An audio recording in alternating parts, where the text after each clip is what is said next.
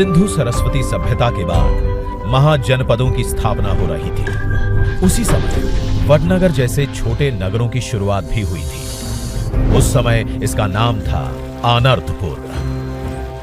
रूपेण नदी और कपिला नहर से सदा पूरित जल राशि के निकट ऊंचे टीले पर बसी बस्ती के नागरिक 5वीं सदी ईसा पूर्व से अपने कच्चे पक्के घरों में रहते। यूनानियों के आने के बाद बक्ट्रियन ग्रीक्स ने इस क्षेत्र को ले लिया। 2री सदी ईसा पूर्व से लेकर 1ली सदी ईसा पश्चात तक यूनानी राज के निशान यहां उनके सिक्कों में दिखते हैं। उस समय यह नगर जाना जाता था आनंदपुर के नाम से। शक संवत यानी प्रथम सदी में क्षत्रप और सातवाहन वंश के बीच इस क्षेत्र के अधिकार को लेकर काफी खींचतान चली। तब यहां पक्की ईंटों का परकोटा पुरानी प्राचीर के ठीक ऊपर बनाया गया और नगर परकोटे की जगह तक बरकरार रही, जिसे प्लम्ब लाइन कहते हैं। 5वीं सदी में क्षत्रप वंश का पतन होने लगा और गुप्त वंश का उदय। फिर 8वीं से 10वीं सदी में गुजरात राष्ट्रकूट, प्रतिहार और चावड़ा शासकों के हाथ चला गया। अब मजबूत सड़कें और विस्तृत परकोटा आनर्तपुर नगर में दिखने लगे। जल व्यवस्थापन के नए इंतजाम होने लगे। 10वीं सदी में गुजरात की बागडोर सोलंकी वंश के चालुक्य शासकों ने संभाली। अब वडनगर को एक और नाम मिला, विप्रपुर। तरह तरह के कारखाने इस काल की विशेषता थे।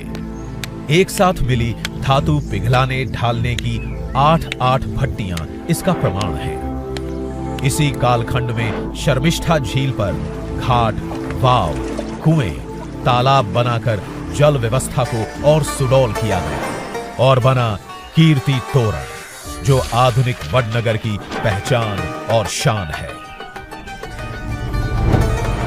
मध्य युग में यहां पर सुल्तानों और मुगलों का शासन रहा। अब वडनगर वृद्धनगर के रूप में भी प्रचलित था।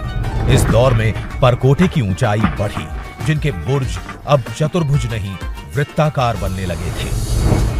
मुगलों के पतन और मराठा राज के उत्थान के साथ पुणे के पेशवाओं ने गुजरात पर सन 1726 में प्रभाव जमाया। 19वीं सदी से वडनगर में बदलते हुए दौर के निशान साफ दिखाई देने लगे। कभी आनर्तपुर, कभी आनंदपुर, विप्रपुर, वृद्धनगर और फिर वडनगर के नाम से जाने जाने वाली इस नगर की पुरातनता आज आधुनिकता से साक्षात्कार कर रही है। तो आइए दुनिया को भी साक्षात्कार कराते हैं वडनगर की इस भव्य विरासत से।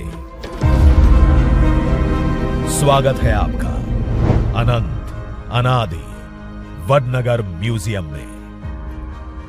भारत का सबसे विशाल आर्कियोलॉजी एक्सपीरियंशियल म्यूजियम, वो भी जीवंत एक्सकेवेशन साइट के साथ। अलग अलग थीमेटिक गैलरीज में बटा है ये म्यूजियम, जो आपको इतिहास के अलग अलग कालखंडों में ले जाएगा। आपका स्वागत होगा ओरिएंटेशन गैलरी से। सिटी गैलरी में आप देखेंगे वडनगर शहर का उद्गम और विकास कैसे हुआ। बिलीफ गैलरी में आप देखेंगे कैसे कैसे और कब कब वडनगर अनादिकाल से जैन, हिंदू, बौद्ध आस्थाओं का केंद्र बना। लाइफस्टाइल गैलरी में आप देखेंगे हजारों अवशेष, जहां अलग अलग कालखंड के वडनगर का रहन सहन, वेश आभूषण, भांडे बर्तन आप देख पाएंगे। फ्यूचर गैलरी में आप आने वाले जगत की परिकल्पना देख पाएंगे।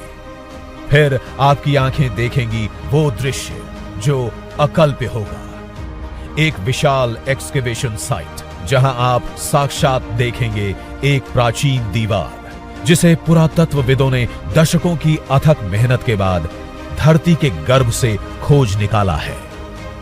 इस दीवार का निर्माण कई कालखंडों की कहानी कहता है।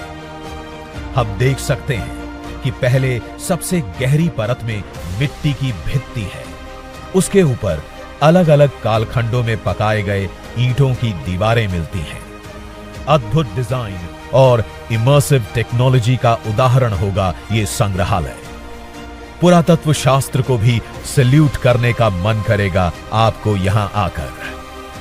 हर कोना आपको भारतीय संस्कृति के और निकट ले जाएगा। इतिहास का हर टुकड़ा आपको आपकी जड़ों से जोड़ेगा और नई पीढ़ी को प्रेरित करता रहेगा। अनंत अनादि वडनगर म्यूजियम।